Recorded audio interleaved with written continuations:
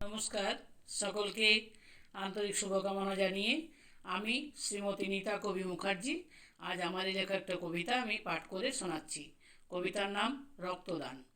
রক্তদান মহান দান, এক ফোঁটা রক্ত করহে দান।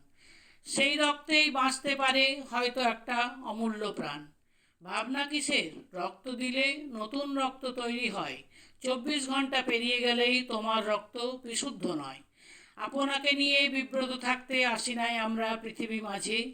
মান আছে আর হুঁশও আছে, কর্তব্যপরায়ণ হও সকল কাজে। আমার দেশের মুচি মেথর আর্তপীড়িত আমার ভাই, তাদের কষ্টে মুখ ফিরিয়ে থাকতে আমরা পারি না তাই। দলে দলে এসো সংগঠন গড়ি, রক্তদানের ব্রত নেই ভাই।